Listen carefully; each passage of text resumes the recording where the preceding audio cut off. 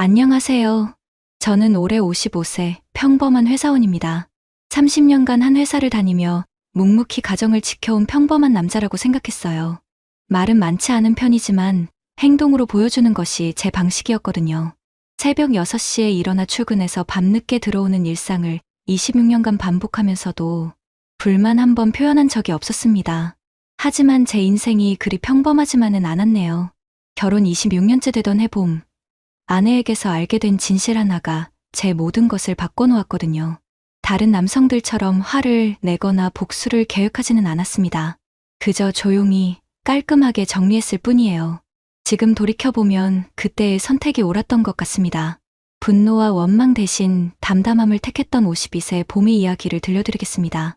그 일의 시작은 3년 전 아내 미경이가 동네 서예학원에 다니기 시작하면서였습니다.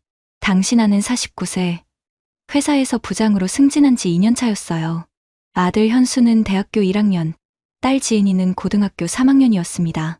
미경이가 서예를 배우겠다고 했을 때 나는 좋은 일이라고 생각했어요. 26년 결혼 생활 동안 자신만의 취미다운 취미가 없었던 아내였거든요. 아이들 키우고 집안일 하느라 늘 바빴던 그녀에게 여유가 생긴 것 같아서 오히려 반가웠습니다.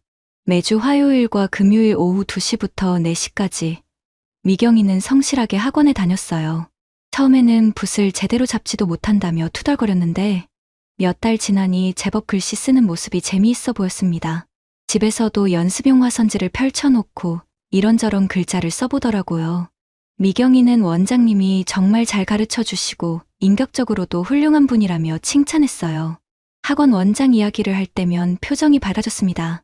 59세의 학원 원장은 퇴직한 교장 선생님이라고 했습니다. 부인을 일찍 여의고 혼자 지내면서 서예학원을 운영하고 있다더군요. 그때만 해도 나는 아내가 좋은 선생님을 만났구나 하고만 생각했어요. 6개월쯤 지나면서 미경이의 패턴이 조금씩 바뀌기 시작했습니다. 학원에 가는 날이면 평소보다 일찍 샤워를 하고 옷차림도 신경 써서 입었어요. 향수도 뿌렸습니다. 26년을 함께 살면서 미경이가 향수를 뿌리는 건 거의 본 적이 없었거든요. 하지만 나는 별다른 의심을 하지 않았어요.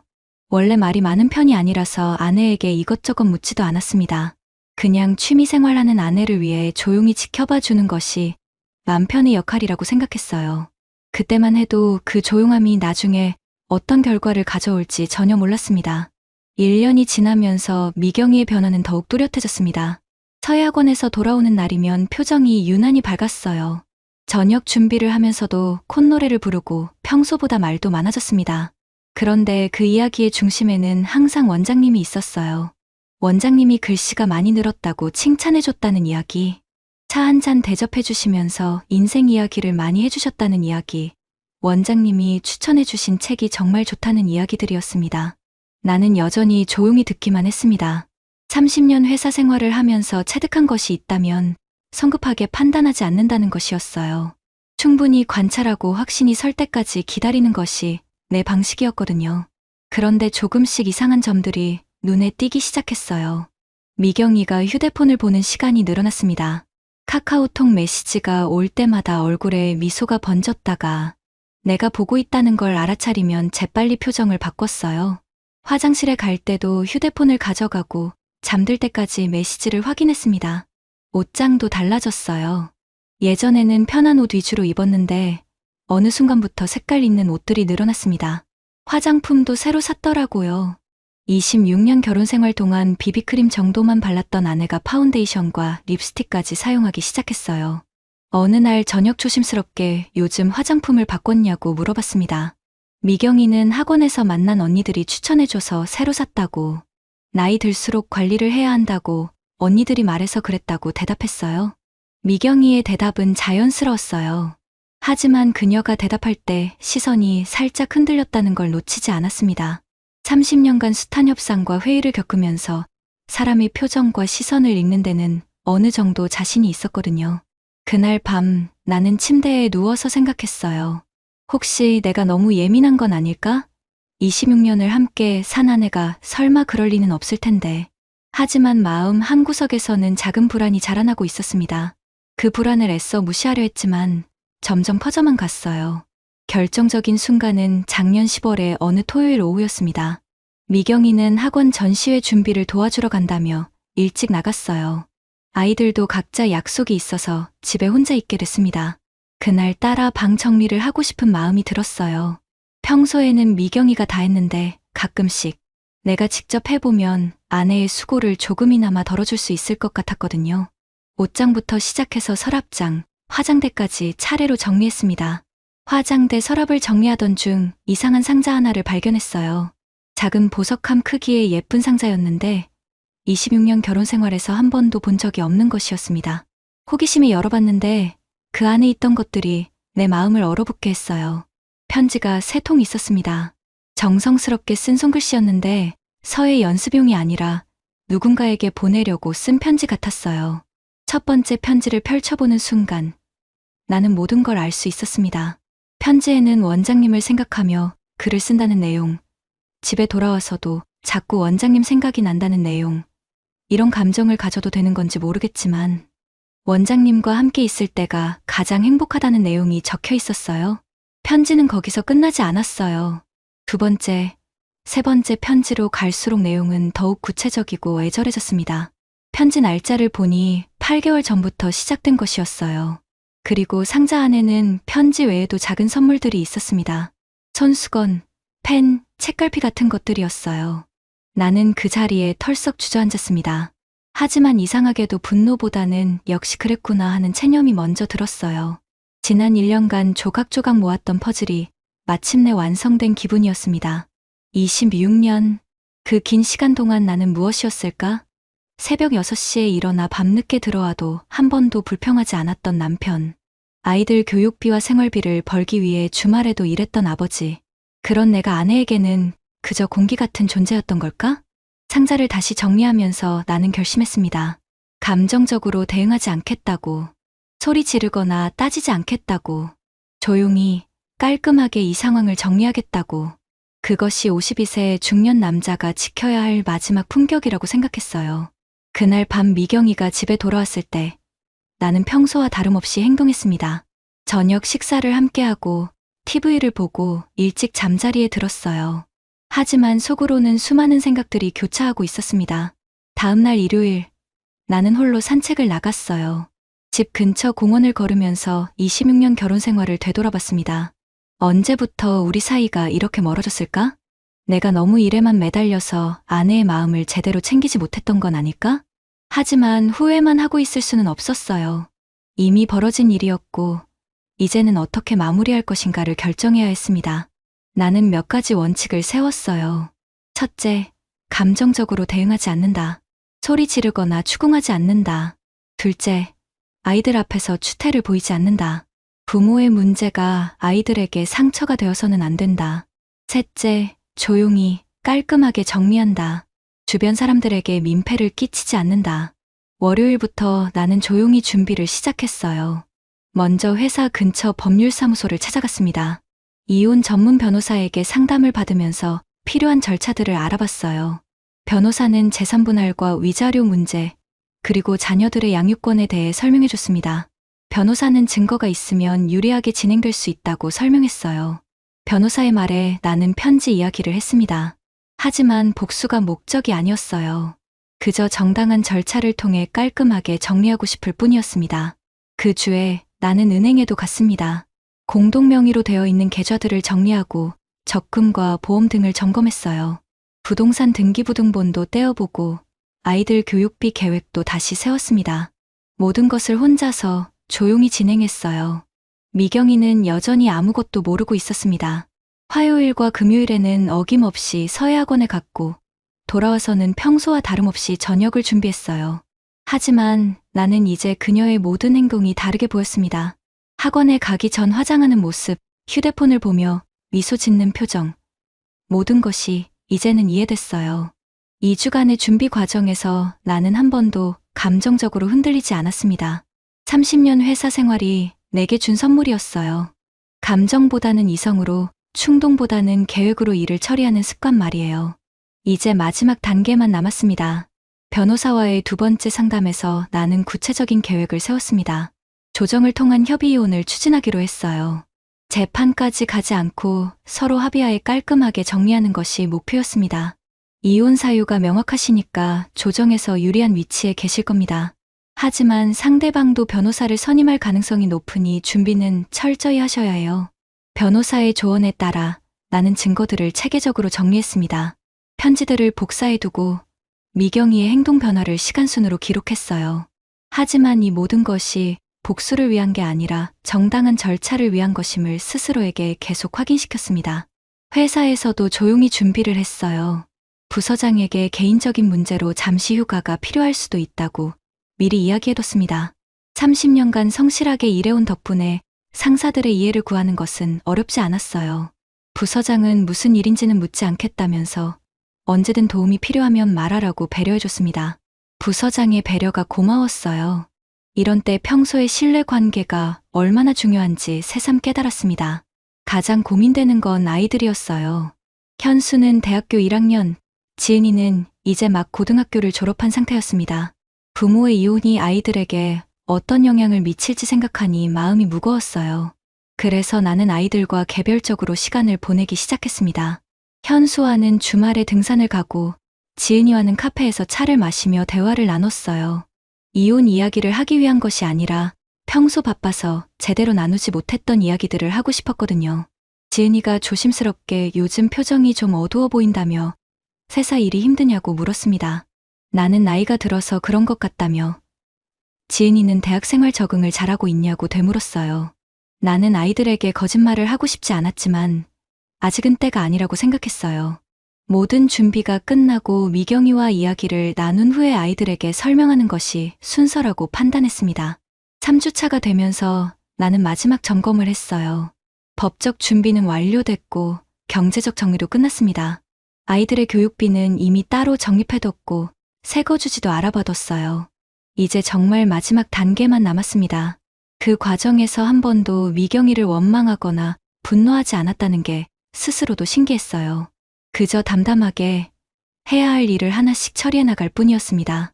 어쩌면 이것이 52세 중년 남자의 마지막 품격이 아닐까 싶었어요. 11월 첫째 주 토요일 아침, 나는 미경이에게 이야기하기로 했습니다. 아이들은 각각 친구들과 약속이 있어서 집에 없었어요. 미경이는 평소처럼 아침 식사를 준비하고 있었습니다. 나는 최대한 평온한 목소리로 미경이에게 잠깐 앉아서 이야기하자고 말했어요. 미경이는 처음에는 별것 아닌 일상적인 대화인 줄 알았던 것 같았습니다. 미경이가 뭔 일이냐며 아침도 못 먹고 그러냐고 했지만 나는 아침은 나중에 먹어도 되니까 지금 이야기하는 게 더 중요하다고 말했어요. 거실 소파에 앉은 미경이의 표정에 조금씩 긴장감이 스며들었어요. 나는 며칠 전에 미리 생각해둔 말들을 차근차근 꺼냈습니다. 26년 동안 고생 많았다고. 나도 좋은 남편과 좋은 아버지가 되려고 나름대로 노력했는데 부족한 점이 많았나 보다고 말했어요. 미경이는 갑자기 무슨 말인지 모르겠다는 표정을 지었어요. 하지만 그녀의 눈에서 당황스러움을 읽을 수 있었습니다. 그때 나는 서예학원 선생님과의 관계를 내가 알고 있다고 말했습니다. 그 순간 미경이의 얼굴이 하얗게 변했습니다. 손이 떨리기 시작했고 한동안 말을 하지 못했어요. 나는 계속해서 차분하게 말했습니다. 편지도 받고 지난 1년간의 변화도 다 지켜봤다고. 원망하거나 따지려는 건 아니지만 이제는 정리할 때가 된 것 같다고 말했어요. 미경이가 눈물을 흘리기 시작했습니다. 하지만 나는 감정적으로 반응하지 않았어요. 26년을 함께 산 부부로서 마지막 대화를 나누고 있다고 생각했습니다. 미경이는 한참 후에야 입을 열었어요. 죄송하다는 말, 잠깐 정신이 나갔었다는 말, 다시 기회를 달라는 말들이 쏟아져 나왔습니다. 하지만 나는 이미 결심을 바꿀 생각이 없었어요. 힘들었겠다고, 나도 좋은 남편이 못 됐던 것 같다고, 하지만 이제는 서로 다른 길을 가는 게 좋겠다고, 아이들한테는 내가 얘기하겠다고 말했습니다. 그날 오후 나는 아이들을 불러서 상황을 설명했습니다. 현수와 지은이는 처음에는 믿지 못하겠다는 반응을 보였어요. 하지만 내가 차분하게 설명하자 점차 상황을 이해하는 것 같았습니다. 지은이가 걱정스러운 표정으로 아빠는 괜찮냐고 물었습니다. 나는 괜찮다고, 아빠는 이제 혼자서도 잘 살 수 있으니까 너희들만 잘 지내주면 된다고 말했어요. 그 주말을 마지막으로 우리 가족의 일상은 완전히 바뀌었습니다. 하지만 나는 후회하지 않았어요. 감정적으로 폭발했다면 모든 사람이 더 크게 상처받았을 테니까요. 이혼 조정은 생각보다 순조롭게 진행됐습니다. 미경이도 변호사를 선임했지만 잘못이 명백한 상황에서 억지를 부리지는 않았어요. 조정위원들 앞에서도 나는 감정적으로 대응하지 않았습니다. 재산 분할에서 나는 65%를 가져가게 됐어요. 집은 미경이가 가져가되 그 대신 다른 자산으로 보상받는 조건이었습니다. 아이들 교육비와 양육비는 내가 계속 부담하기로 했어요. 담당 조정위원이 나에게 정말 조용하게 처리했다며. 이런 경우 보통은 감정적으로 나오시는 분들이 많은데 다르다고 말했습니다. 나는 아이들이 있어서 부모가 싸우는 모습을 보여주고 싶지 않았다고 대답했어요. 실제로 그랬어요. 현수와 지은이는 부모의 이혼 과정에서 큰 상처를 받지 않은 것 같았습니다. 물론 마음이 편하지는 않았겠지만 적어도 부모가 법정에서 싸우는 모습은 보지 않아도 됐어요. 새 거주지로는 회사와 가까운 오피스텔을 선택했습니다. 혼자 살기에 적당한 크기였고 아이들이 놀러와도 불편하지 않을 정도였어요. 26년간 살던 집을 떠나는 것이 아쉽기는 했지만 새로운 시작이라고 생각하니 오히려 가벼운 마음이 들었습니다. 이사하는 날 현수와 지은이가 도와주러 왔어요. 아이들도 처음에는 어색해했지만 점차 새로운 환경에 적응하는 것 같았습니다. 현수가 여기 정말 깔끔하다며 혼자 사시기에 딱 좋은 것 같다고 말했습니다. 나는 그렇다며 아빠는 원래 정리 좋아하잖냐고 너희들도 언제든 놀러 오라고 말했어요. 미경이와는 이혼 후에도 아이들 문제로 가끔 연락을 주고받았어요. 하지만 감정적인 대화는 하지 않았습니다. 그저 필요한 이야기만 주고받을 뿐이었어요. 서약원 원장과는 어떻게 됐는지 굳이 알아보지 않았습니다. 그것은 이제 내가 관심 가질 일이 아니었어요. 다만 미경이가 선택한 길이니까 책임지고 살아가기를 바랄 뿐이었습니다. 회사 동료들에게는 개인적인 사정으로 이혼하게 됐다고만 간단히 알렸어요. 자세한 사정은 설명하지 않았습니다. 30년간 쌓아온 신뢰 덕분에 동료들도 더 이상 묻지 않았어요. 6개월간의 과정을 거쳐 모든 것이 정리됐습니다. 법적으로도 경제적으로도 그리고 감정적으로도 깔끔하게 마무리된 셈이었어요. 이혼한 지 3년이 지난 지금 나는 생각보다 평온한 삶을 살고 있습니다. 55세가 된 지금 돌이켜보니 그때의 선택이 옳았다는 확신이 들어요. 혼자 사는 생활이 처음에는 어색했지만 이제는 오히려 자유롭고 편안합니다. 아침에 일어나서 저녁에 잠들 때까지 모든 것이 내 의지대로 흘러가요. 26년간 누군가를 배려하며 살아왔는데 이제는 나만 생각하면 되니까 마음이 한결 가벼웠습니다. 아이들과의 관계는 오히려 더 가까워졌어요. 현수는 대학교 4학년이 되어 취업 준비를 하고 있고 지은이는 대학교 2학년이 됐습니다. 둘 다 한 달에 한두 번씩은 내 집에 놀러와요. 지은이가 신기하다는 듯이 아빠는 혼자 사시는데 왜 이렇게 밝으냐고 물었습니다. 나는 혼자 산다고 해서 외로운 건 아니라며 오히려 마음이 편해졌다고 대답했어요. 실제로 그랬어요. 감정적 소모가 없어지니까 오히려 에너지가 남았습니다. 취미도 생겼어요. 주말에는 등산을 다니고 평일 저녁에는 헬스장에서 운동해요. 독서량도 늘어났습니다. 회사에서도 더 집중할 수 있게 됐어요. 가정사로 마음이 복잡할 때가 없으니까 업무 효율성이 오히려 높아졌습니다. 올해는 우수 직원으로 선정되기도 했어요. 가끔 미경이 소식도 들려옵니다. 아이들을 통해서 간접적으로 전해 듣는 정도예요. 서예학원 원장과 재혼했다는 소식도 들었습니다. 처음에는 복잡한 기분이었지만 이제는 담담하게 받아들일 수 있어요. 현수가 엄마가 행복하시면 좋겠다며 아빠도 좋은 분을 만나시라고 말했습니다. 나는 아빠는 지금도 충분히 행복하다며 굳이 누군가를 만날 필요는 없을 것 같다고 대답했어요. 정말 그랬어요. 26년간 누군가와 함께 살았으니 이제는 혼자만의 시간을 만끽하고 싶었습니다. 외롭다고 느낀 적은 거의 없어요. 오히려 자유롭고 평온했습니다. 어제 저녁 산책을 하다가 예전에 미경이와 함께 다니던 카페 앞을 지나쳤어요. 3년 전이었다면 복잡한 감정이 들었을 텐데 이제는 그냥 추억 정도로만 느껴졌습니다. 시간이 정말 모든 것을 치유해주는구나 싶었어요. 내가 선택한 조용한 정리가 정답이었다는 생각이 듭니다. 감정적으로 폭발했다면 모든 사람이 더 크게 상처받았을 테고 복수에 집착했다면 지금까지도 미경이에게 묶여 있었을 거예요. 하지만 깔끔하게 정리하니까 모든 사람이 각자의 길을 찾을 수 있었습니다. 지금 돌이켜보니 그때의 선택이 가장 현명했던 것 같습니다. 감정적으로 대응했다면 아이들에게 상처를 주었을 테고, 복수에 집착했다면 내 자신이 더 큰 고통을 받았을 거예요. 52세에 26년 결혼이 끝났지만 그것이 인생의 끝은 아니었습니다. 오히려 새로운 시작이었어요. 혼자 살면서 진짜 내가 누구인지, 무엇을 원하는지 알게 됐습니다. 중년에게 필요한 것은 분노가 아니라 품격인 것 같아요. 상처받았다고 해서 상대방에게 똑같이 상처를 주는 것이 해답은 아니거든요. 때로는 조용히 물러서는 것이 진정한 승리일 수도 있다고 생각합니다. 비슷한 상황에 처한 다른 분들께 드리고 싶은 말이 있다면 감정에 휩쓸리지 말고 차분하게 생각해 보시라는 겁니다. 복수는 일시적인 만족감을 줄 수 있지만 품격 있는 대응은 평생의 자부심을 가져다 줍니다. 55세 지금 나는 평온합니다. 그리고 그 평온이 3년 전 내가 내린 조용한 결정에서 비롯됐다는 것을 알고 있어요.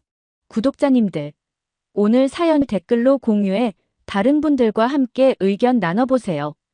저도 읽어보며 소통하겠습니다.